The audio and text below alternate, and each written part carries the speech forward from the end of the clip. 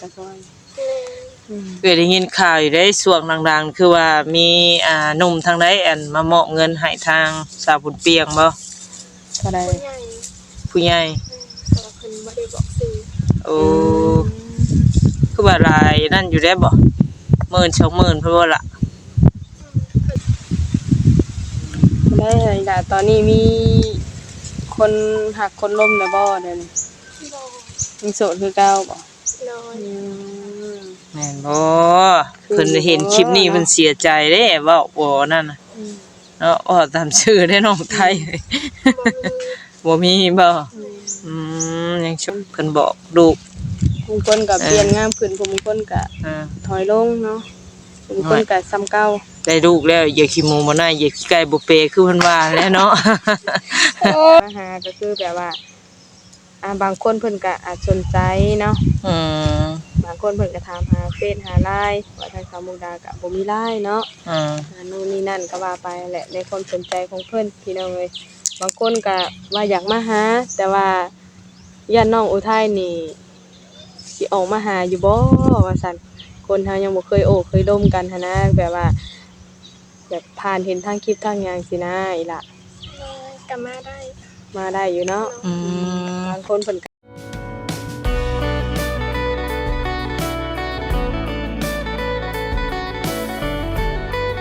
สบายดีเด้อสวัสดีเด้อพี่น้อง FC ปาดุงเบิดสุขสุขคนเนาะมื้อนี้ก็มาทางน้องน้ำมนต์เนาะได้ผ่านมาทางบ้านน้องอุทัยพี่น้องเอ้ยมื้อนี้ก็เลยมาเยี่ยมมายามทางน้องอุทัยแน่เนาะบ่ได้มาโดนนานแล้วเนาะพี่น้องเนาะตอนนี้เฮาก็อยู่ระบางอยู่หน้าบ้านเพิ่นพี่น้องเอ้ยก็อยู่หม่องเก่าหม่องเริ่มเนาะนี่แหละต้นม่วงคือเก่าคือเดิมพี่น้องเอ้ยเนาะทางน้องเพิ่นก็นั่งอยู่หั่นน่ะสบายดีเนาะอุทัยไปเองจะมางานไปลอยเธอได้มื้อนี้ฮะบ่ได้ไปสายบอยดามื้อนี้บ่ได้ไปสั่นมันโทษแม่นอยู่วันอยู่ซ่านคือเก่าเกิดโพดบ่อนหนองเป็นสิวแล้วก็คือใครรู้แล้วน้อยเป็นได้ช่วงนี้นะเฮ็ดยังบ่ได้เฮ็ดหยังก็อยู่ในเรือนอยู่ที่เพิ่นอยู่น้ำเพิ่นน้ำซ่านเด้เนาะใส่เล็กมาใหม่แล้วบัดนี้ติดเล็กอีกแล้วล่ะคือใส่มีหนุ่มๆเสริมให้อีกได้เนาะเป็นบ่เฮาอันนั้นไปใส่บอลใหม่โอ้เป็นอะไรล่ะใส่บอลเก่ามันรุดไว้อ่ะบอลดินมันรุดสุดโอ้ก็เลยย้ายคลินิกใหม่บัดนี้คลินิกนี่เท่าไหร่บัดนี้จ่ายเพิ่นก็คือคันถอก่อนเท่าไหร่หั่นล่ะถอก่อน500,000บัดผ่อนแต่ละเดือนเด้อจ้ะคือกันเดือน500,000โอ้จ่ายก่อน500,000แม่นแต่ว่าเพิ่นดอกรุดแล้วเพิ่นติดบ่ฟรีก็บ่ได้เอาเงินเนาะบ่ได้คิดได้บ่แม่นคลินิกเดียวกันบ่กับน้องเมย์บ่เฮาไปติดแล้วแต่ว่ามันรุดไว้หั่นน่ะมันบ่โอเคเนาะติดได้จักเดือนแล้วล่ะมันก็ได้2 เดือนเรางามขึ้นแน่ก็ได้2 เดือนเป็นได้ซะเรื่องรถเรื่องรางของเจ้าก็ยังผ่อนอยู่เก่งอะดิเนาะน้องไทยนี่ได้มาจักเดือนได้นี่ล่ะชื่อได้อยู่บ่ได้ 4-5 เดือนเนาะโอ้เก่งแน่เนาะ 4-5 เดือนเป็นเงินเจ้าหรือเงินระบาวอันนี้เงินเฮาโอ้นมบ่ส่งเสริมบ่หาเองเก็บไว้แม่นบ่น้องไทยถามยามใดคือบ่เห็นไปใส่โอ้ยเนาะหรือว่าถือกันนั่นบ่ถึงหวยบ่ก็สิมีหั่นแหละเนาะผู้รักผู้ใหญ่ผู้เพิ่นฮักเพิ่นแพงเป็นพ่อฮักแม่ฮักเนาะก็ว่าไปเพิ่นก็ซอยก็สิมีอยู่ดอกเนาะมีอยู่กันเล็กน้อยแล้วก็หาตื่นแบบเสริมบางเดือนใดเฮาบ่ทันเนาะเพิ่นก็ซอยเคยได้ยินข่าวอยู่ได้ช่วงดังๆคือว่ามีหนุ่มทางใดอันมามอบเงินให้ทางสาวบุญเปียงบ่เท่าใด ผู้ใหญ่แต่ว่าเพิ่นบ่ได้บอกชื่อโอ้คือว่าหลายนั่นอยู่ได้บ่10,000 20,000เพิ่นว่าล่ะเพิ่นสอน2เทื่อได้จักหมื่นได้นำเพิ่นน่ะประมาณ10,000 12,000โอ้ช่องเทื่อน่ะบ่ แม่เอาส่งงานโดนทับได้เนาะนี่คือเพิ่นซอยแบบเรื่องรถบ่โดยเอออ๋อดีใจนำซะเนาะก็ดีได้แล้วผู้ได้คนซอย ก็ส่วนหนึงก็ได้นำแบบนี้นำเท่านั้นเนาะสิได้ผ่อนไปต่ออืมก็มี FC หลายผู้หลายคนเนาะเพิ่นคอมเมนต์มาว่าอยากให้มาอัปเดตเจ้าให้เบิ่งแหน่ว่าซั่นเนาะบ่ได้เห็นน้องอุทัยแต่โดนเลยไปเวียกไปงานอยู่บ่เพิ่นว่าก็เลยมื้อนี้ได้โอกาสพี่น้องเนาะมาหาน้องน้ำมนต์ก็เลยพอดีน้องอุทัยเพิ่นอยู่เฮือนเลยปกติก็อยู่เฮือนอยู่แล้วเนาะก็บ่ค่อยได้ไปไสเนาะอยู่กับอยู่น้ำนอกน้องมาบ่แม่น้องน้อยที่อยู่นำเพิ่นมาตั้งแต่พุ่นละแม่นน้องผู้มากินนี่บ่อืมาพ่อแม่นี่บ่ แม่ไปป่วยอยู่บ้านเช้าแล้วก็ขึ้นมาเอาเราเป็นหยังก็พอเจ็บขาโอ้ขึ้นไปเป่าเช้าแล้วก็เอาลงมาเล่นแล้วก็บ่เมื่อคือสมบูรณ์แบบอยู่เบิ่งกินนี่เราเป็นหยังตะกี้เพิ่นเจ็บขาเด้ขาจังแล้วมาเป่าเออแบบปัวหมอพื้นเมืองเฮาเนาะเห็นบ่ค่อยว่าค่ะคนเคยเลี้ยงลูกเลี้ยงหลานเนาะบ่แม่นว่าสิเลี้ยงแต่ลูกอันพุ่นกกผู้เข้าใดผู้ปลายผู้ละก็เลี้ยงคือเก่าเนาะไม่เฒ่าเจ้าเห็นบ่เราเว้าว่าบ่เลี้ยงนี่เราเลี้ยงคือเก่าห่ะมันจำเป็นเด้ซะเนาะเฮาก็น่าสิไปเรียกกับบ่ได้ไปก็ซอยไม่เฒ่านั่นแหละจังว่านะสิได้ยากไปแบบซี่เนาะคือไม่เฒ่าจะเว้ารุ่นน่ะว่าบ่เลี้ยงว่าหลานมาใส่ก็บ่เอาและเลี้ยงแต่อุทัยกับหยังก็น้องเจ้านะอารันก็พอเราอ่ะบัดนั้นแม่จะมาทิพให้เลี้ยงคือเก่าเนาะน้องไทยแต่นี่เพิ่นโหแน่นึงออกเพิ่นก็ฟังคือว่าแหละมันจำเป็นเนาะแต่ว่าเป็นไม่เฒ่าตานายบ่เลี้ยงลูกเลี้ยงหลานก็จักสิว่าแนวใดบ่คืออีกเนาะพอได้เบิ่งซอยกันตามเขาใหญ่นั่นแหละเจ้าได้สิบ่ได้ไปสอนกุ้งสอนหยังแถวใกล้นี่บ่น้ำก็ยังหลายอยู่ยังบ่ทันได้ขอนลงหลายแท้ๆได้อันกุ้งค่ะอยู่ไสอันอยู่ตะกี้ได้เนาะน้องนี่เนาะน้องไทยคือไปสอนบ่เคยไปคือน้ำยังบ่ได้พวกเป็นน้องไผน้องลาวแต่มันบ่อยากมีตัวใหญ่ๆเลยตัวไข่ตัวหยังเนาะส่วงน่ะและนำบกกับไปสอนสวิงกันโทรศัพท์จะบ่ล่ะของเจ้าอะไรบ่แต่งอยู่เนาะไปคิดว่าโทรศัพท์น้องไทยได้ไงล่ะตอนนี้มีคนหักคนล้มแล้วบ่เดี๋ยวนี้ยังโสดคือเก่าบ่แม่นบ่เพิ่นเห็นคลิปนี้เพิ่นเสียใจเด้เว้าบ่นั่นน่ะเนาะตามชื่อได้น้องไทยบ่มีบ่ยังโสดจริงๆนี่บ่มีไผดอกส่งมาน่ะอ่านเบิ่งชื่อกุ้งไผลูกสาวโอ้ยเนาะเมื่อยเลยกุ้งสิแหละชีวิตนี่เลี้ยงลูกนี่บากเนาะน้องไทยอย่าเอาผัวเด้อน้องไทยเด้อไม่อันนี้ก็ห้ามบ่ได้ได้ดิห้ามไม่ได้โยเป็นแม่ย่ามายิงเอาลูกเอาผัวบัดได้ลูกเมื่อยเป็นหยังคือต้องมาเป็นผู้หญิงเฮาเนาะคือบ่เป็นผู้ชายเนาะบ่ฮู้เด้อมันเกิดมามันบ่ฮู้เนาะน้องไทยใหญ่ฮู้สลาดแล้วบัดอยากเลือกชีวิตตัวมันเลือกบ่ได้แล้วบัดนี้ก็จะให้เป็นผู้ชายได้ลูกเวียกเฮือนให้เป็นสบายเนาะส่วนตั้งท้องตั้งครรภ์นี่อยากให้เป็นผู้ชายว่าเวียกงานการเฮือนนี่ให้เป็นผู้หญิงเฮาว่าติตำไต้ทุกสิ่งทุกอย่างโอ้นี่เดี๋ยวอุ้มลูกผูกว่าจักแต่งอยู่เพื่อกินเฮ็ดงานเฮือนซ่านเนี่ยโอ้ยเอาผู้เฒ่าอันนั้นเพิ่นยังบอกลูกบอกหลานอยู่เด้บอกลูกชายเนาะเคยมีอยู่ได้บ้านลูกเอ้ยว่าเจ้าเอากันใหม่นี่ฮักเพลงกันคือยังงามเมียเจ้าเนาะแยงเบิ่งเช้าเบิ่งแลงบ่ได้ลูกได้เต้าลูก1ลูก2แล้วบ่ให้เจ้าติว่าบอกข้างในได้อันเมียนปู่น้องสาวบอกคักบอกแน่ได้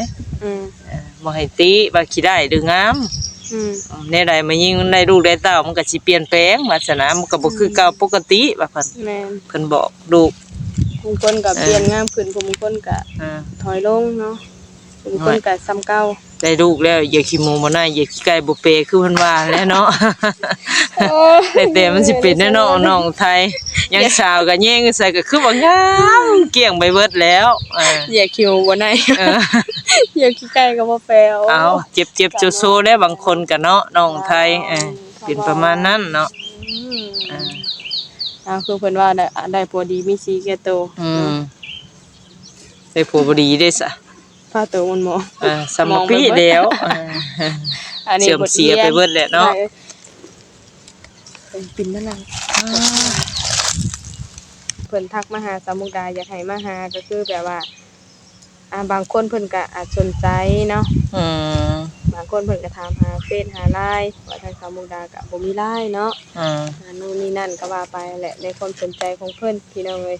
บางคนก็ว่าอยากมาหาแต่ว่าญาติน้องอุทัยนี่สิออกมาหาอยู่บ่ว่าซั่นคนเฮายังบ่เคยโอ้เคยดมกันหันนะแบบว่าแบบผ่านเห็นทางคลิปทางหยังสินะอีหล่ะก็มาได้อยู่เนาะบางคนเพิ่นก็ย้านไว้ก่อนหันนะซะนวนว่าแบบว่าเพิ่นบ่ติดต่อบ่ได้ผัดเห็นผ่านทางเฟซทาง LINE ผัดอยากมาหาผัดผัดญาติน้องเพิ่นแบบบ่ออกมาหยังสินะหรือว่ายันว่าน้องญาติน้องหยังสินะพูดผิดดีมาแต่ไสหั่นนะบ่เตือนบ่กล่าวเนาะบ่เคยโอ้เคยลงกันผัดผู้ดีอันมาหากันเลยจังซี่นะก็ฮักเพลงหั่นแหละอยากมาทำข่าวอยู่เบิ่งตัวจริงก็เลยว่าคันได้โอกาสแล้วสิลงไปถามเบิ่งว่าก็คือว่ามาได้อยู่เนาะล่ะบ่มีไปห้ามบ่ยังบ่มีอันน่ะโอกาสถามเลยซะเนาะทางเทื่อเพิ่นเว้าบ่ได้ FC เทื่อเพิ่นแวะมาดิดมาเที่ยวเพิ่นอยากมาเยี่ยมมาหาเนาะเทื่อไปถ่ายคลิปถ่ายหยังลงยันว่าแบบเข้าใจผิดนู่นนี่นั่นอีกได้มันก็หลายมุมมองเนาะผู้ห่วงผู้ห้ามเด้น้องไทยอันแล้วเอ้ยว่าบอกตรงๆโลดเอ้ยว่าบ่มีแน่นอนยังบ่มีไผคว้าหัวใจแล้วจักคนเด้เนาะยังว่างเปล่าเนาะโอ้น้องไทยนี่จักปีก็โอ้20ปีเด้30แล้วเฒ่าข้างโคกได้เนาะเอาคนลาวเด้เพิ่นสิมักเว้ากันว่า30เฒ่าข้างโคกแล้วว่ะที่เราบ่อยากได้ผัวว่าหยอกว่าหัวกันไปพี่น้องเอ้ยบ่มีก็ดีล่ะเอ้ยสบายเนาะไปไสมันก็สบายคือว่าหั่นแหละถ้าว่ามีคนแบบว่าเพิ่นสนใจนี่ประมาณ4-50นี่จะล่มได้บ่ล่ะล้มได้ล้มกันเบิ่งก่อนแต่เรื่องมักเรื่องฮักนี่จังว่ากันอีกเทื่อนึงเนาะเพราะว่าคนเฮามาสิมาล้มกันดำคำ2คำก็ว่าจักแม่งยังตอมเป็นไปบ่ได้เด้เนาะเฮ้ยแม่มันก็ต้องว่าพังคารมก่อนเนาะแต่ว่าเรื่องอายุนี่บ่มีปัญหาบ่เพราะว่ามี FC ถามข่อยนะสนวนเพิ่นก็ข่อยก็บ่ฮู้ข่อยก็ว่าบ่แม่นน้องอุทัยเนาะข่อยว่าน้องเพิ่นสิมักอ้ายอยู่บ่เด้เนาะอีหยังสินะเพิ่นถามมาบ่ก็เลยว่าโอ้น้องก็บ่ฮู้แล้วอ้ายเอ้ยมีแต่ว่าคันนั้นการร่วมกับน้องเพิ่นเองเฮาก็ผ่านมาทางนี้ก็เลยแวะมาถามให้ซะถามเบิ่งได้โอกาสหั่นนะแต่ว่าเรื่องอายุอันหยังนี่บ่เป็นหยังแม่นบ่ล่ะร่วมได้เนาะร่วมได้บัดนี้ถ้าสมมุติว่าถ้าเลือกได้นี่เอาได้อยู่บ่ซะประมาณสำนั้นเนาะถ้าถึกใจนะว่าเรื่องถ้าสมมุติว่าเว้าบ่ได้ได้น้องเทื่อบัดลมก็ถือว่าถืออกถือคอบัดเพิ่นสิอยากได้เลยเนาะเฮ้ยมีนะบอกวันนี้บ่นอนเนาะเจ้าก็เอามาเป็นลูกเป็นผัวได้บ่นะแค่สมมุติขึ้นมาถ้าสมมุติว่าเจอแบบผู้คนที่ว่าผู้เพิ่นมักเพิ่นฮักว่าสิซะเนาะแต่ว่าเพิ่นอายุหลายแน่ประมาณ40-50หรือว่า50ปลายหรือว่าอยู่ละ6เนาะสิซะก็ต้องเบิ่งตัวจริงก่อนเนาะคือว่าแล้วปัญหาเฮานี่ก็ความจริงใจอย่างเดียวก็บ่พอเลยเนาะเฮ้ยต้องซัพพอร์ตเฮาได้แล้วเนาะอันนี้เปิดใจร่วมกันได้นี่ยันว่าตรงๆบ่ถ้าสมมุติว่า ความจริงใจแม่นอยู่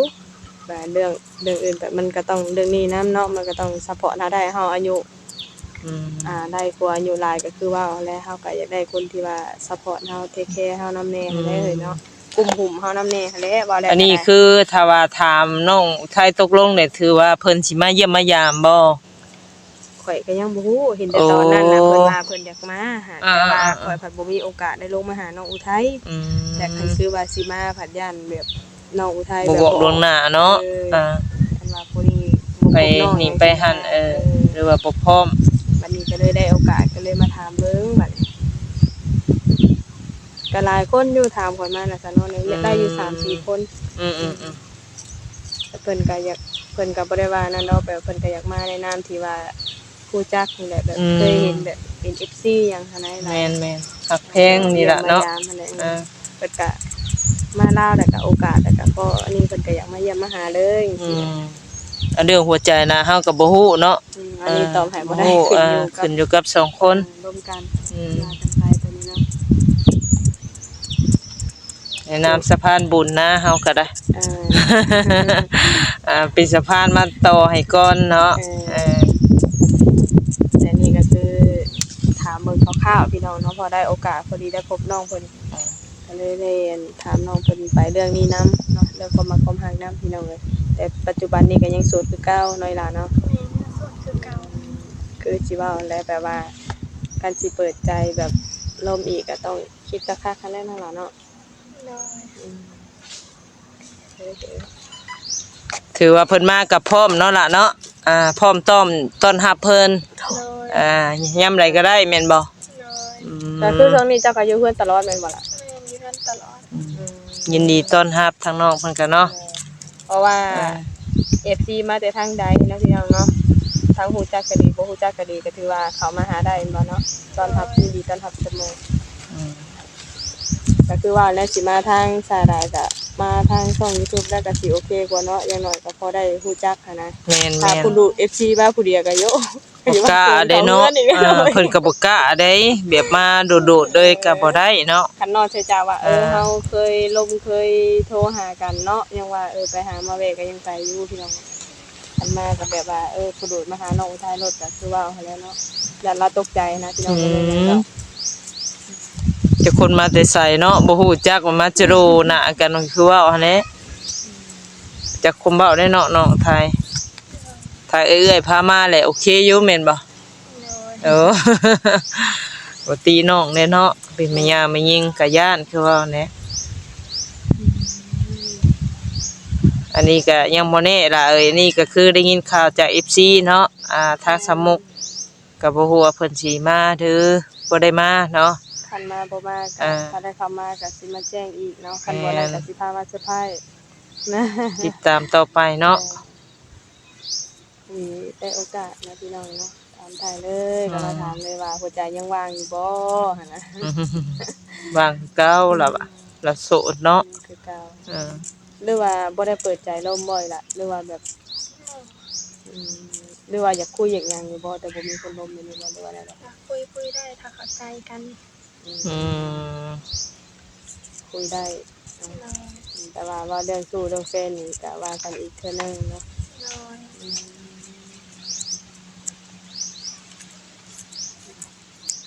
ว่ากันไปพี่น้องเนาะตามภาษาแหละพี่น้องเนาะคนโสดก็คือว่าแหละมันก็ต้องต้องร่วมเบิ่งใจกันก่อนเนาะคุยละมือ2มื้อก็มาหากันคือว่าหั่นเนาะคือว่าแหละเพิ่นว่าอีหยังตอนนอนฮักไว้ก็เบื่อไว้เพิ่นว่าเนาะแม่นดูใจกันไปเนาะถ้าสิเป็นคู่เป็นคิงก็คือว่าเอาแหละมันก็บ่ยากดอกส่วนใหญ่คำเว้ามาก่อนนี่มันบ่อยากคักคือการกระทำเนาะเฮ้ยความฮักอะนะถ้าว่าเพิ่นนะเนาะ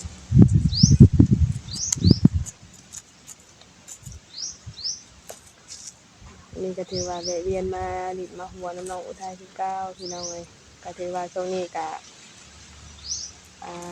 โอเคอยู่นอนหลับเนาะข้าวน้ำปลาได้เป็นอะไรคะส้มครับพอมีกลุ่มอยู่เนาะโดยว่าคนกับบ่หลายเดียวค่อยฮู้อยู่ว่าน้องไทยหาเงินหยังอันซุมื้อแล้วบ่หาเงินเก็บไว้บ่แม่นเจ้าอัน เฮ็ดอันนั้นคือเก่าบ่ล่ะเฮ็ดหยังก็ขันบ่องเวงหั่นบ่โอ้โอ้เฮ็ดเป็นบ่เจ้าน่ะ แบบเฮ็ดซอยดาบาวนะ โอ้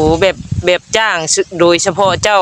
คนเดียวแบบไปเฮ็ดให้นี่ได้บ่ก็ได้มันก็ใช้เวลามันแบบเฮ็ดผู้เดียวนะมันก็ยากแบบเฮ็ด2คนก็แบบจิกต้องแบบพับกีบอีสังแล้วก็ดาบาวเฮ็ดเมแล้วก็พับซอยกันแล้วก็แล้วไว้โอ้นั่นได้เนาะ สุดเท่าไหร่ล่ะอยู่นี่ เข้ากับบ่ฮู้นะดาบาวกัน โอ้ก็เจ้าก็พอได้ถามแล้วคุ้มราคาเนาะเถื่อว่ามีคนสนใจคู่เด้อเนาะแบบว่าเจ้าบ่าวเจ้าสาวนี่สมมุติว่าบ่สมมุติว่าคือเฮานี่อันเจ้าสาวเอาเฮาก็เอาอันเดียวแม่นบ่เจ้าบ่าวก็เพิ่นก็จ้างต่างหากเนาะล่ะ แบบเฮ็ดแบบถ้าแม่นครูเจ้าบ่าวเจ้าสาวก็เฮ็ดเป็นครูก็รวมราคาเลยแต่เฮาก็บ่ฮู้นะ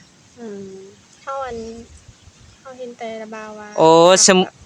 อืมถ้าแบบว่าเพิ่นนั้นขอแบบสวยงามอีสังเด้อคือละตีก็ล้านหนึงแบบสวยอะนะเพิ่นหาเครื่องมาให้เฮ็ด ต่างซอยเพิ่น แม่น ล้านหนึง แต่แบบว่าเฮ็ดรับงานแต่เฮาก็บ่ฮู้นะแบบเป็นครูนะครูเท่าใดเฮาก็บ่ได้ถามก็เฮ็ดซอย สิแพงไปเยอะหน่อย เอาแบบว่าเจ้าสาวเจ้าบ่าวแบบว่ามาแต่งงานอยู่หมู่เดียวกันจังซี่นะมันมีฝากขวัญซองอยู่แล้วคู่เนาะก็คือบ้านเฮานี่เอาผัวเมียบ้านเดียวหรือว่าบ้านอื่นนี่ก็เขาก็สิได้แห่เขาก็ยอบฝากขวัญมาแต่บ้านเขาเจ้าก็สิได้เฮ็ดแต่อันเดียวแม่นบ่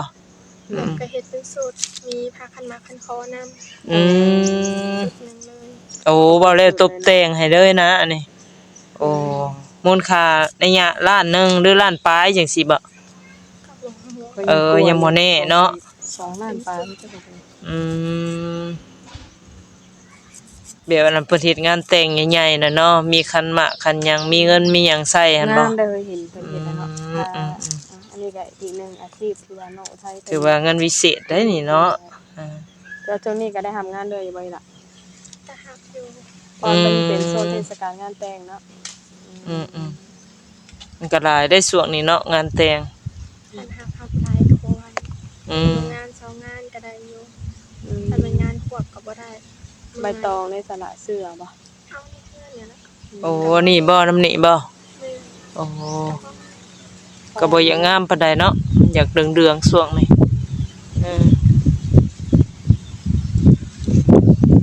จังได๋สะนวนเฮาบัดนี้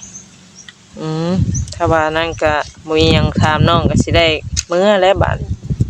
แต่คลิปนี้ก็บ่มีหยังหลายพี่น้อง แม่ มาดินน้ำน้องอุทัยหลายๆเด้อ เลย แล้วถ้าว่ามีโอกาสก็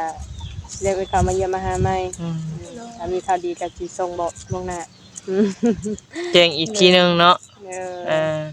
ป้าสำหรับคลิปนี้ก็มีแต่เอ้ยสิได้กลับป้านเด้อ เลย สบายดีเด้อท่านน้องอุทัย สบายดีเอาโอเคเนาะพี่น้องเอ้ยวันนี้ก็ทาง FC ถามเข้ามาเนาะทางสมุกเพิ่นทางผู้รักผู้ใหญ่หั่นล่ะเนาะ FC เพิ่นอยากรู้จักเลยว่าอยากมาดินมาหัวน้ำน้องอุทัยเพิ่นพี่น้องเอ้ยทางน้องเพิ่นก็ยินดีว่าซั่นเนาะสิมาทางใดก็คือว่าแหละทางน้องเพิ่นยินดีต้อนรับเพิ่นว่าเอาจังใดคลิปนี้ก็บ่มีหยังหลายเนาะบ่ผิดบ่ถูกผิดพลาดกันใดขอโทษขออภัยพี่น้อง FC ป้าดุงเบิดสุขสุขคนหั่นล่ะที่เข้ามาติดตามและก็รับชมเนาะขอขอบคุณขอบคุณเบิดทุกท่านพี่น้องเอ้ยจังใดคลิปนี้ไปแล้วเนาะขอกล่าวคำว่าสบายดี